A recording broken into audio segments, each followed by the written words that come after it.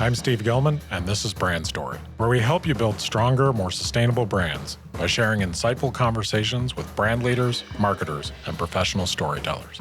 Today, my guest is Alison McCauley. There's going to be a lot of displacement and disruption. And so this is a moment where we humans need to figure out how do we navigate that and how do we do that right? And these are big and difficult questions, but this is the time to be working on them. Alison is the best-selling author of the book Unblocked. She's a keynote speaker, an AI consultant, and an artificial intelligence top voice. Her articles have appeared in Harvard Business Review, Forbes, and VentureBeat. She is also the founder of Unblocked Future, a strategy firm focused on accelerating the effective adoption of transformative technology. Hi, Alison. Welcome back to the podcast. I am so happy to be here. I'm looking forward to talking to you. Yeah, it's such a blast to have you back. Our last conversation is one of our most popular episodes, and so it's great to have you back, and there's a ton to talk about since we talked last. The acceleration of AI is just stunning at the pace that we're in right now. So you've been working really hard helping people and organizations understand, and harness the potential of AI. I know you created a course on LinkedIn, and it's had like 90,000 students take it, right? Yeah. That's phenomenal. That is really cool. So one of the most effective tools for AI adoption that I learned from following you is storytelling. And you did a post recently about, you were speaking at an event and you met someone, an engineer who was using Claude, to kind of do a workflow improvement. Can you tell me a little bit about that? Well, just to back up a little bit, it is a very chaotic time because of what you mentioned, where what I call the sort of this great AI acceleration just hit us, and it felt like it came out of nowhere, but actually had been building for a long time. It's just that there was a moment like this where all of a sudden everybody has sophisticated AI at their fingertips. And so that's created this really chaotic situation where organizations are trying to figure out, how do I respond to this? What kind of impact will this have on my industry? How do I manage this in my organization? How do I get ahead? How do I deal with the fact that it's coming into my organization in a way that I can't even track? And so there's a ton that I know we'll get into in that, because there's a lot to work through. But as you mentioned, one of the interesting things that we can do is uh, take practices or tactics like storytelling that have been long used by marketers to bring a possible to life, to tell a story. We have an emotional connection with a story. So it helps us. It's a very effective tactic for multiple reasons. So not only does it bring a possible to life, but you can use it to model good behavior, behavior of thoughtfully adopting AI. You can use it to model some of the challenges of the journey to do so. So how do I think about privacy and hallucinations, and how do I make sure that I'm working with end users, and what kind of impact will this have on a job? How does it change a job? How does it expand what a human can do on a job? So all of this we can employ the storytelling tactics. I think what's really interesting about that, Alison, too, is that, people right now are just giving themselves permission to even start talking about this openly in organizations. Yeah, it's fascinating. We've got, it feels like a very emotional time, actually. It's emotional for many reasons. It's emotional on an individual level. And there's a huge disparity with what kinds of emotions we have.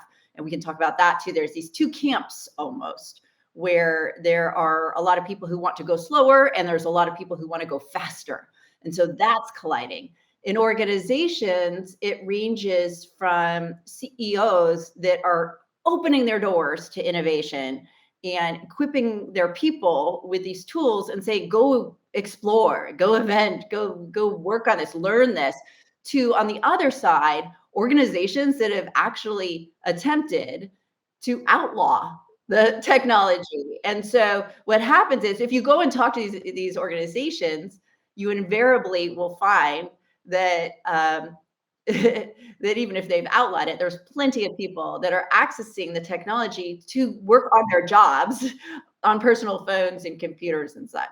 So it's a collision of a lot of emotion, feelings, uncertainty, ambiguity. The organization is not set up for this. Yeah, and even the way we learn, or not learn, but the way that organizations are used to teaching people, you know, like the linear process of, okay, we have this new system, policy, whatever, we're going to march everyone through it, isn't really that applicable to AI and all the different use cases. You nailed it because we're used to centralized learning models. We're used to centralized innovation models within organizations. You might have a center of excellence or you might have an innovation hub. But this completely shifts it's breaking the playbook for learning and innovation. And so we need to discover a new playbook. And as soon as possible. And I know that's something that you're working on with organizations because we don't really have a playbook for this. This feels massively experimental, yet faster than any other kind of innovation we've had. Yeah, I just to help people understand why this feels different, why this digital disruption feels different. I mapped out 6 dimensions. 3 are how it's entering the enterprise, and 3 are how we're feeling about it. Feeling isn't something that I normally would be putting on a slide about innovation or digital disruption, but the feelings are big, as we talked about. So it's arriving in our organizations in a new way because the innovation velocity is staggering. The uptake velocity. So it's the innovation that's happening is just very fast. And the capabilities are such that even people who are working at the front of the field can't keep up and are blindsided continually and surprised. There's a lot of surprise moments. The uptake velocity is how fast people are adopting it. And then there's also the fact that there's this unsanctioned adoption. So you've got adoption that's coming top down. You have adoption that's coming in sideways, where it's integrated into our normal software products that we're using day to day. So it shows up there. And then what I call silent adoption, where people are just adopting it and using it, even if you're not controlling it. And then on the how we're feeling side, some of the dynamics there are the fact that there's this undertone of fear. That's a big one. So what does it mean? And there's this a sort of heightened level of distrust because we don't understand how AI works. People don't understand how AI works, and they tend to trust it less if it's involved in a process, or trust the process less. And then we have this whole question of like, what is human? Not the normal questions that we were taught in business school. Yeah, right. Not at all. Yeah, what do we want to be uniquely human? Where do we need a human? Where do we want a human? This is a lot, and this is what is those 6 factors are how I try to organize for people why this digital disruption is different. Yeah, I think that's fascinating and good for you for framing it that way because I think that that's actually helpful to not only organizations but individuals because the pace of change is so rapid and we're not the best at moving through change, human beings. We tend to resist. There's a gray area where we might decide we don't want to. People react with fear, some people embrace. And usually when you're going through a change, there's like some set points, like the change is going to start and then it's going to end. But every time, what I've noticed with AI, every time you get started trying to explore or accept or whatever it is, there's a brand new thing. And it's blowing up the thing that just happened 2 weeks ago. So it's a challenging time. It's this massive velocity mismatch, and we've always had a velocity mismatch with digital change. This one is staggering, and it's the fact that we are because of the speed of innovation, we almost look in response and the complexity that we were just talking about, we almost are moving in slow motion.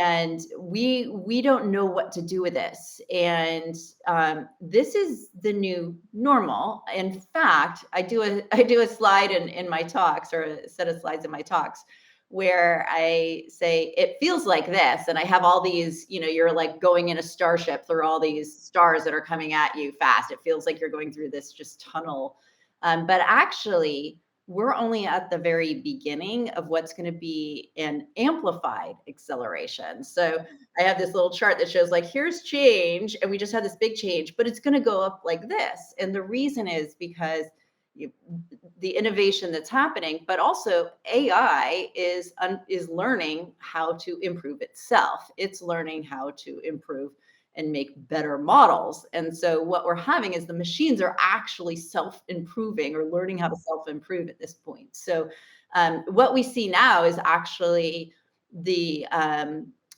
the slowest period we'll have. Good morning, everybody. I hope you're listening to this. That's a happy thought. This is the slowest time we're going to have. Sometimes I have to give hugs after talks. Yeah, I can see why. Does anyone need a hug? Anyone listen to this episode, you might need a hug after this because it's a lot. I love following you, and I implore anyone listening, please follow Alison on LinkedIn. She is an incredible teacher. She offers a lot of great information to help us all navigate this.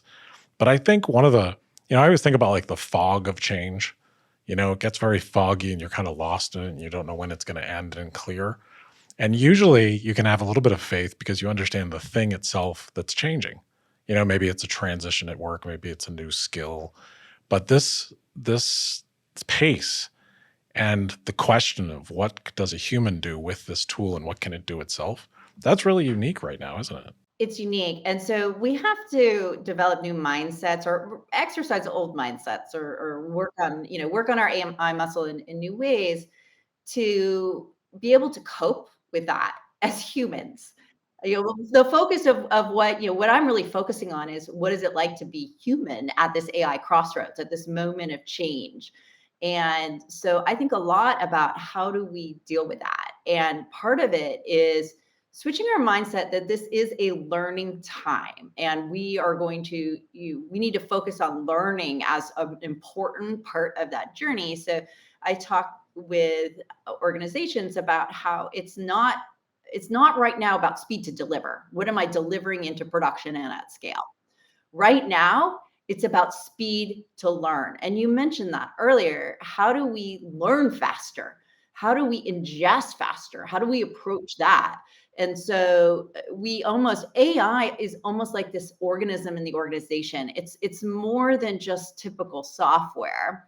It can take on the role that more of a role that people had in the organization. So we need to develop this new relationship with this organism and how we think about it and collaborate together and work together. And that's a very much a mindset shift, but having this focus on learning and the journey can be incredibly important and helpful in finding a way to center amongst the change. Yeah, I think that's an incredible way to frame it, and still going to be an incredible journey just to get people to accept that frame. Because the thing that blows up that frame is fear and sort of that go-to-market mentality that I think organizations misuse or misapply to AI. People want to use it to get an advantage in the marketplace or use it for XYZ, but you start trying to get it to be part of your execution before you're even truly learning and understanding what it is. And I love what you said about developing a relationship with it. Yeah. It's interesting because at an individual level and even an organization level, there's the potential to really think it through. So one of the first steps I share with people who are just learning to interface with this technology is that to be in control of your AI, start by thinking about what kind of relationship you want to have with it. What role do you want your AI to play? Do you want your AI in this moment to do rote administrative tasks for you, such as, I've got this picture, please, or you don't have to say please. But You I can. do sometimes. It's the I do strangest too. thing. It just makes me feel better. But can you just, turn this image into text? Can you, make a table of, pull out the key points of this and just make a table so that I can fill in some, some analysis that I want to put in it, whatever it is, these rote tasks, or do you want it to be a thought partner where, one of my favorite prompts is sending putting in a piece of work that I've done and say, what did I miss? And most of the stuff is garbage that it turns back, but there's always something that gets my thinking to advance.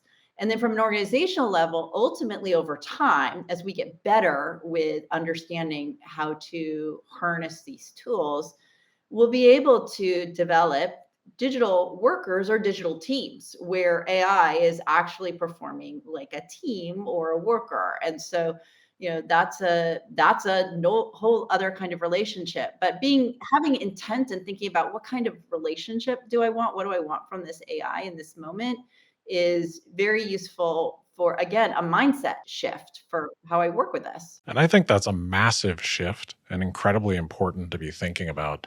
I had another guest on recently, Connor Grennan from NYU Stern, talking about, he uses this very simple model of like high, thanks, great. So that he is forcing himself, it's not for the AI's benefit, it's for himself to frame things a little bit more like I'm trying to have a relationship with this so I know I'm speaking it to differently than it's like super Google. It's not just a search engine. I'm not putting in a command. It sets an expectation for the interaction, and the expectation changes how we behave and how we interact. And so it enables us to think bigger about how we want to use these tools. Yeah, and I think that's crucial because since they're changing all the time and we're trying to figure out how we relate to them, are they the goofy intern or are they the brilliant colleague that you get to bounce something off of at 11:30 at night?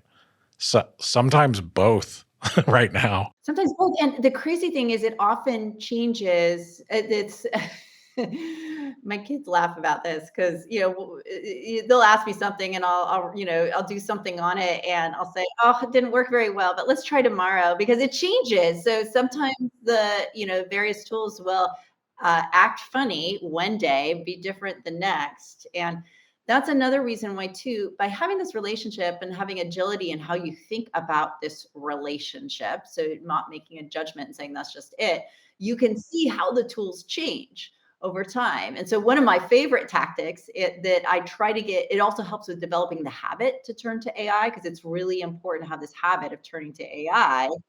And also to be able to see how the tools change in advance is I have a constant bake off going on. That's cool. What I'll do is, and it's such a simple thing, it just takes seconds, but people don't do this. So I usually have two or three windows open with different LLMs or other tools. And I'll run prompts through one, I'll start with one. And while it's typing at a inhuman speed, I'll go to the next and set that off. And then I do a quick comparison. And you learn, how are the tools right now? How are the tools today?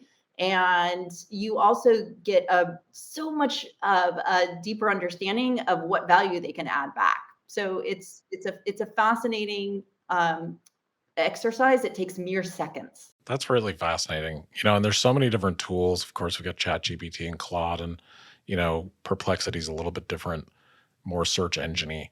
But I think part of the struggle for people when they're just starting to look into this, of course, is mindset, but it's expectation of what this thing even is. So you're talking about relationship. We're talking about how to relate to it. And then that means like just if I'm talking to you or I'm talking to a friend, I might get some advice where I'm like, I like a little of that, but I don't love that. Where if you search on Google, you're thinking facts. I'm getting something back that's an answer. So even the paradigm, like of a window that you put text into, might be a little bit of a problem right now. Okay, so machines, we used to have to learn special languages to talk to them. Yeah, right.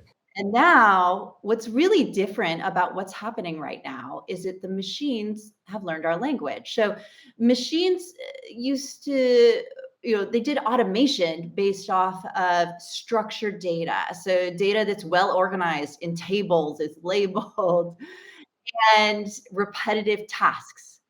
But now, because the machines speak our language, they speak natural language, and we converse with them in this way, they can work off of unstructured data and do more creative tasks. And so that's a whole new world. And so there's this, it really takes an investment of time to play around with the tools and get your hands dirty in them to really understand how they work. And so you can't, you don't really have an aha moment until you've spent either time sitting down with somebody who is really well versed in the tools and can show you those aha moments, or you really spend a lot of time yourself. And so, I've sat down. The oldest person that I sat down with before to get to an aha moment was 94. And then I've sat down with students that have this. The one favorite was sitting down with a student who, I said, okay, what's hard for you? And we came up with a personalized cliff notes to deal with a learning disability that really unlocked material that this individual couldn't access before. And she turned to me and she said, wow, the world is gonna change. And I was like, "Yes, this is what I'm doing this for." Yeah, I mean, because it's, in a lot of ways a customizable assistant. So any use case is a little bit portable to the next person, depending if they what they have in common. Anyone that used it for like that use case, someone with a learning disability and they have a tool that helps them, see the information in a more friendly way sooner. Um, but then every other person, depending on their role and their job and their lifestyle, might use it in a slightly different way. So I think we're not used to that with machines. I think we're used to like you said, having a special language. Even when AI first came out, there are tons of people out there being like, I have the perfect prompts. That's nonsense. The machines are getting really good at being able to guide you in prompts. So the whole discipline of engineering is shifting over time. But this is also why sharing is so important in the learning. So we need to share. This is a very human thing. What did you learn? How do you use it? Sharing and telling those stories is how we learn. And everybody, no matter how advanced they are in this field or how much time they've spent in it, they are all sharing their stories too. So we are at this moment where we are all learning. And so even, I advocate a lot for one learning mechanism I call learning circles. And that is gather people who share an interest that you do in an emerging technology. So let's say AI for now, and meet regularly and make sure that you have an agenda for your meeting so you keep it on task, focus on high productivity learning, and maybe you time box 20 minutes to first talk about what kinds of things you're discovering out there. What have you worked with this week, or what have you discovered this week, or what surprised you this week? And maybe 20 minutes is spent on new news and what the impact means, and so on. But to have a regular cadence where you're sharing and you're accountable to be bringing something of value to the group helps people really understand how it really helps accelerate their learning and their understanding of something new like this. Yeah, I think it also demystifies it. I think that's a great process. I hope more people do that. It's great advice. And, I think when you use something, you start to maybe it gets rid of a little bit of the fear. The less you know about something, the more you're going to be afraid of it. Yeah, and it is the fear is multifaceted and there's a lot behind it. Um, but I think the biggest fear is fear of change, and we don't know what will happen. Sam Altman, who's the CEO of OpenAI, has a sign on his desk that actually says, "No one knows what happens next." And that's scary for us Scary as, period. Yeah. but we've been through immense change before. So, I mean, the Industrial Revolution was a moment in time that shifted ultimately every industry and sector and job. And we're really now at the beginning of a cognitive revolution, and it's going to shift every sector and industry and job. It's also going to happen in a far more compressed time frame. So while we've been through this kind of shift before, this is can be bigger and faster. So, it emphasizes the importance of specific attributes around agility and, frankly, empathy, and being able to you manage a team and work with a team that's going through change. And there will be a big shift. There will be jobs that disappear. There will be new categories of jobs that created, and we can't predict it. And that is really hard. Yeah, I think it's, right now it's scarier because there's this identifiable thing that's happening fast. So people can look at AI and be like, oh my God, it's going to take jobs and destroy things and build other things. And it's happening so quickly. But really, the internet did that. If you go back pre internet, it just happened a lot slower. And certainly the Industrial Revolution and any big change we've been through does that. It's just that this one is like, it's like, this like perfect little picture of change because it's a thing we can all talk about while we're experiencing it. Yeah, it is. It is. It's a pretty specific category. I mean, we used to, if you look at pre-industrial revolution, you know, there were many workers were we were an agrarian society, and many workers were focused on that.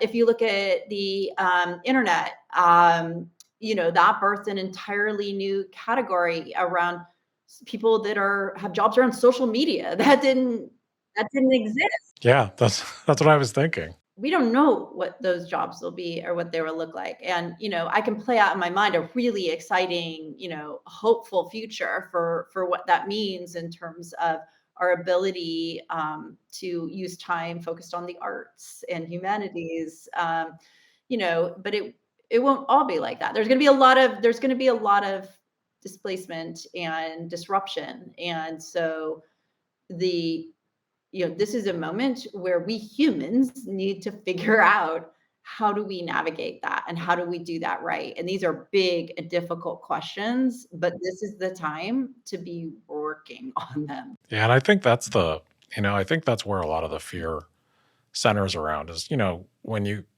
think about the change that AI is going to cause, you start to think about corporations or systems like governments or those kind of things. And I think our trust level in corporations caring about people or any system caring about people is probably at an all-time low. So when we think about who's going to use this to change things, not on a personal level like you and I using it, or how we can use it to explore new ideas, I think there's a ton of value in it. But then there's this other sort of darker side to it of how is it going to get used, I guess, at workers that I think people find very unsettling. Yes, and also, it gives us a chance to really augment our human capabilities. That means it augments our human capabilities if we're bad actors Yeah, as well. yeah, So right. bad actors get a lot better, and they will use this technology to create great havoc and disruption as well. So it is, this is extremely complicated. We don't love dealing with complicated issues.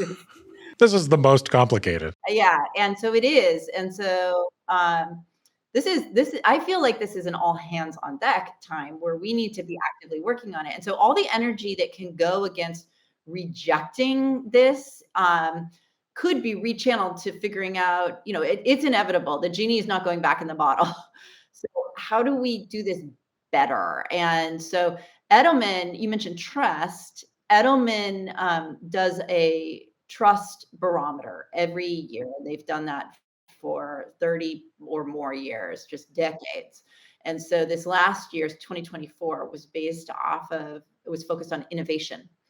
And they found that, and this is a broad survey that, it's over 30,000 participants. I think it's over 28 countries or 28 countries. And they saw that 35% rejected this innovation, rejected AI, and 30% embraced it. Now, that's, first of all, we're polarized. Secondly, there's problems with both, rejecting and embracing. And most people are probably in the middle, but what's going to happen is there are some extreme narratives on either side, and we're going to be hearing more from the people pushing both of those narratives. And so many of us will get caught in the middle trying to figure out what this all means, and that's really hard. And so that's why I find great urgency in the need to have people engage with the technology, understand it, contribute their brains to thinking through these very difficult questions that we have ahead of us. And even if it's not a technology that they love, or they don't love the implications of the technology, to learn and contribute what they see as ways that we can navigate or these challenges and mitigate risk, because it's not going away. Man, that's powerful. I mean, I'm really glad you're in the space where you are because I feel like you're one of the leaders of the middle way of trying to figure out how we all move forward. And I think that's incredibly important because you can have a lot of empathy for both sides. Like, you do have the people that are just like, let's go full speed, 100%, it's going to change everything. Yay. And then you have the people that are just scared crapless about what it's going to do to them and the economy or their little slice of the economy. So yeah, I think, being an advocate for trying to understand this and find, potentially positive ways and at least, get our hands around it and all contribute is a really powerful message. So thank you so much for being out here giving that message. I think I haven't heard enough of it. As you were saying, I realized how loud the other voices are. You will. That often happens, right, with the extremely polarized narratives. So they are very loud. And there was in Time magazine, there was a headline about a government sponsored study that declared that the U.S. needs to move quickly to mitigate existential level risk to humanity. I mean, the headlines are like that. It's a heck of a headline. I mean, that didn't happen with CRM. Yeah. Yeah, right. CRM, the threat to humanity. This is that's big. And then if you dig into that, the other side says, well, that was, that was a study that cost $250,000 that was given to 4 people who were already what that side calls doomsdayers to write this report. So of course they got $250,000 to write a doomsday report. So they did. It's so the important thing is to know that these narratives will continue to be pushed and we don't know what's actually going to happen. So we need to educate ourselves and we need to contribute what we can to doing the right thing and trying to navigate this. And I love that message. I think you just please keep shouting that from the rooftops. And, I'm so glad you're on the podcast to help more people hear that.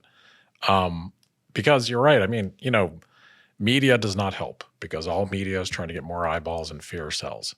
So those sticky, fearful headlines, they're not going to go away because they help somebody, they help you get more eyeballs on your channel, basically. So that's a problem. And then you have the people who are, hopefully trying to work through this in a positive way and help people learn. I think that's incredibly important. So we talked earlier very briefly about the education system. And that's one of the things I talked to Connor about because he had this cool point of view that people that are from the humanities tend to do really well with this tool because it takes a lot of empathy. And you're talking about relationship. And then we have, colleges and universities and the educational system that's, kind of corporate education. And I think they're landing all over the place. Like, no, we don't want it on the campus. And then, like NYU Stern is designing a program. And so what can, with young people coming up and this being going to be second nature to them, can you speak a little bit to education around this? I worry a lot about how our education system is responding. Our education system does work in slow motion. And I'm paying for 2 college tuitions right now. And that's expensive. And I don't know what kind of world those kids will graduate into and what the job landscape will be. And, if there will be an ROE, return on education, on those dollars. We don't know. From one school, there was a letter in December of 2022, and it was November 2022 when Chat GPT 3 was launched to the world.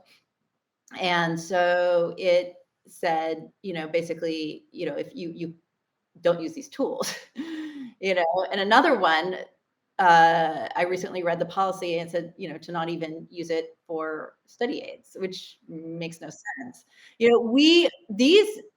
These kids are going to be expected to, they're going to be competing in a very real way with these tools. And so if we're not educating them how to leverage them, that's a problem.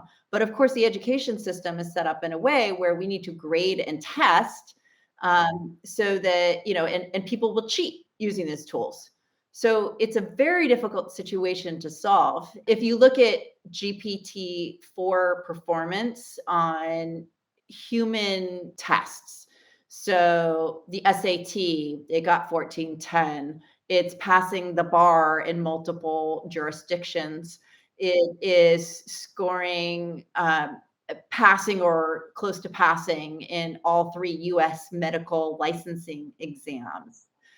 So these are tests for which people have gone to school for years and have worked very hard. And AI can just do this. So if you in my talk that I give, I've got a picture of a bunch of students in a lecture hall and those numbers. And the point, and this is often the point where I have to give people hugs, Yeah, I bet. is that those students are going to graduate with those expensive educations into a world where they're competing in a very real way with that AI. And that is GPT-4. And we all believe that there's a GPT-5 that's either in development or already being used by OpenAI. So what's next is more like this. And so the schools we need to dramatically change how we educate. And do I know what the answers are? Absolutely not. But that's part of what we need to discover. So just like in the enterprise, we need to discover a new playbook for innovation and learning and digital transformation that can withstand the unique pressures of AI. We need to develop a new form of education that supports students' learning, mitigates as much as possible risks of cheating, and will help create kids that will be able to support themselves in a world in which they will compete in AI.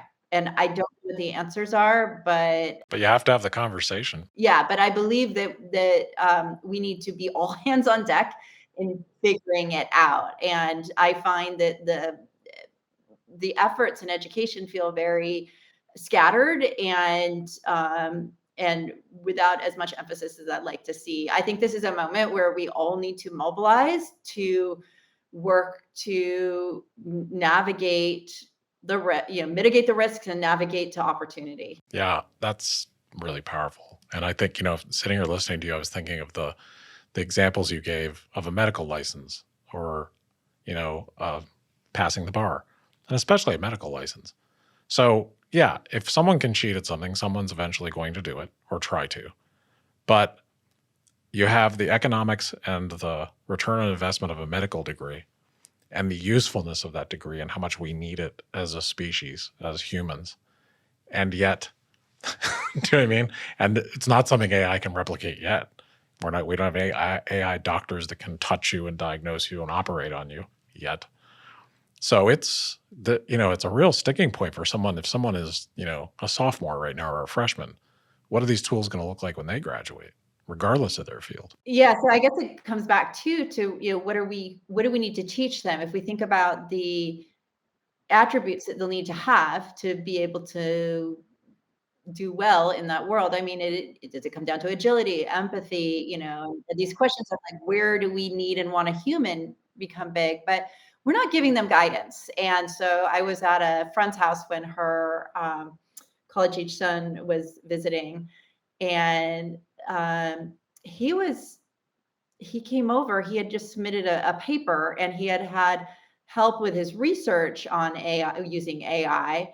But he was really distraught because he's like, I don't know if I used it too much or too little, and I don't know if it was right or wrong, and I don't know what is right or wrong anymore. And we haven't figured that out. And so we need to figure out how to support these kids. I mean, we're putting a lot on them, and in terms of how to use it. Now, it's a lot easier in the workplace, I think. Yeah, and there it's incredibly difficult. So, but when you get to the education system, like you said earlier, it moves so slowly that I think I guess I hope that some institutions will lead the way and other institutions will learn from them. I hope so too. That's an area where I think there's opportunities to come up again to model how it could be done differently and use that. It's interesting. So the UAE has they were looking into they were looking into coming up with a 24-hour personalized tutor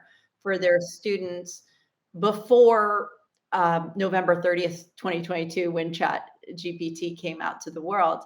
And so when that happened, it was an obvious aha that they could use that technology. And so they have. And so they have personalized tutoring. So each student will get this, on-call LLM tutor that is helping them through. And then they're also able to get data to understand where are the students falling behind? What are they not learning well? How does that change by area or teacher or subject? And then to improve it. Now, that seems like a very interesting foundation from which to evolve and advance your education. So there's so much interesting opportunity for personalized learning and coaching that could help students that, uh, and it makes it cheaper. So students that wouldn't have access to that now have access to that. So that's very exciting. So, how can the internet gave us an opportunity to do online courses very inexpensively. And so that all students could have access to, say, an incredible calculus teacher who, lives in Iowa. Or a series of lectures from Harvard or whatever it is. Yeah. Now to have a personalized tutor that's helping you, like that's fascinating. So there is massive opportunity. We just need to learn how to tap it, do it safely, and scale it. Seems like it's likely it may change the complexion of the expensive 4-year university education. I feel like the market might choose something else. I believe it will, and I just, I wish I had been timed such that I, had a few more years before sending kids through university. Yeah, I bet. Well, at least, I think obviously there's a lot of other value socially, and there's a lot of value in, learning things that I don't know. I found from the education I got, it was the things that I learned that I didn't expect to apply that were the most important. Yes, and if we think about what was you said earlier about humanities, I personally hope for a resurgence of focus in the humanities, and uh, and that the things that make us uniquely human that we can lean into, and perhaps there's a future where we'll be able to reemphasize that in education as well. It was interesting to see so much emphasis be put on making sure that every kid codes. But what's interesting is now I can code through conversation. So there are tools where you can literally just do a drawing of a box and write in this is make a slider that does this and this. I'm writing in the language I use. I use English and I'm just writing it in and it will turn that into working code instantly. It's insane. Yeah, and also the level of what you can do. Yeah, and so I think people who are communicators and in the humanities, and I also think like with massive change, there's always side effects, and one of the side effects that I talk with colleagues that are in the marketing area or in the brand area is that I think that a differentiator that's going to accelerate is human.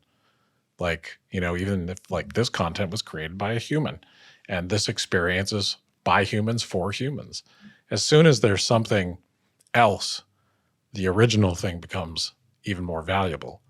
So I think there's going to be a resurgence of human first experience, I would think. And the story behind it too, I think will be important. So for example, we can now in a lab, we can copy fine wine so that it tastes and smells like, a lab wine tastes and smells like a beautiful, expensive bottle.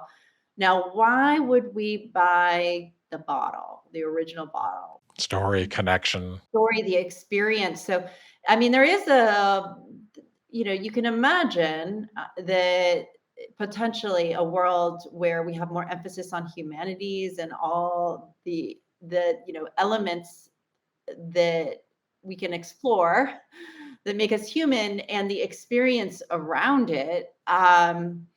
More emphasis, maybe there's more jobs around experience. Yeah, I think there will be. I have a lot of friends that work in high levels in hospitality, and their take on it is also, process improvement, the little picayune processes of, checking people in, those kind of administrative things. They see the value there, but they see a huge opportunity in people first, experiential marketing and human first experience.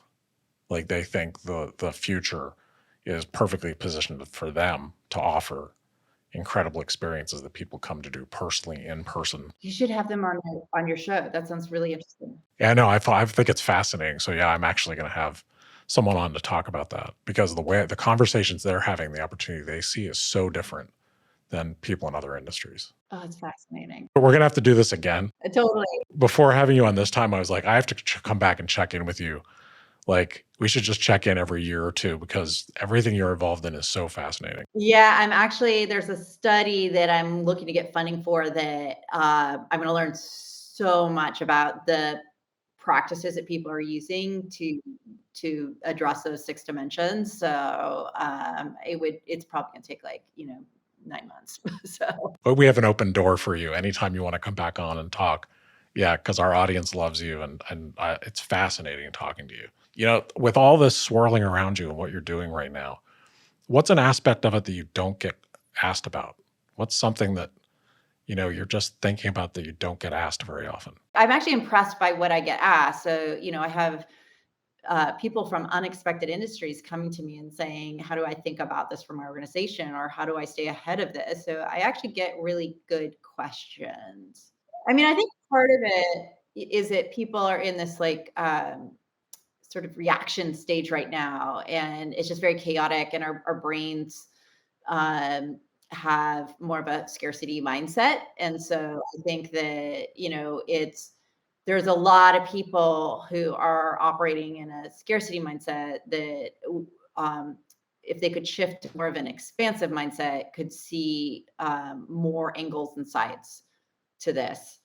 I talk to people though with both, so I get the expansive questions as well. That's really cool. So, what would you name? You're in a really interesting moment in your life. What would you name this chapter of your life? So I have a journey map that I give when I do talks and workshops. I give to people, and the first step is leap, and it's about leaping in even before you're ready. And I would say that is really important for characterizing what one needs to do in this stage. And I think that no matter how long you've worked in this technology, people are leaping in through that ambiguity to try to figure it out. This is a very energizing moment from the intellectual challenge and the sheer amount of work. Yeah, I love that answer. I think that answer was great. So, last question, and I'll let you go. I like to ask this even with guests that are returning because it changes every time. If you could go back knowing what you know today and talk to your younger self, what advice would you give yourself? Okay, so I immediately thought of my dad came over with a stack of papers from my elementary school the other day, and I couldn't quite understand why he kept it. But as I was looking through, I found a assignment that I'd done, an essay I'd written in 4th grade, and I drew a bunch of pictures with it, and it was a homework machine. And it basically the essay said, I want to make a homework machine, and it described how you basically put in samples of your work, and it will spit out homework as needed in a variety of subjects in your voice. And I wrote on the essay that it'd even make a few mistakes so your teacher wouldn't be suspicious. Well, welcome to the future. But I think I'd say to my younger self, no, that's so wrong. It's so wrong. It was interesting because that was play. It was fantasy. I was playing around with my teacher.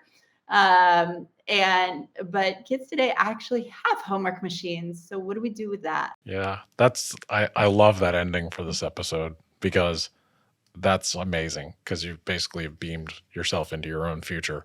And that's just, it's a crazy world we're in right now. Thank you so much for your passion around this topic and all your knowledge that you share. You're amazing to follow and learn from. So thank you for the adventure you're on and sharing it with all of us because it's really generous of you. Oh, I love this conversation. It's always so great to talk to you. And I feel like I could talk all day. I think we probably could. Yeah. So let's come back and do it again because this was a blast. Like just got me thinking about so many different things. And I think our audience will really enjoy this. So thank you so much for all the generosity and knowledge and really helping everyone kind of get through this incredibly strange time. Well, thank you. And thank you for the conversation. This is great. I'm fired up. Yeah, this was a blast. Want to hear more inspiring stories? Subscribe on your preferred podcast app so you don't miss an episode. And if you like what we're doing, please rate, review, and share. It's the best way to support us. Thank you for listening to Brand Story.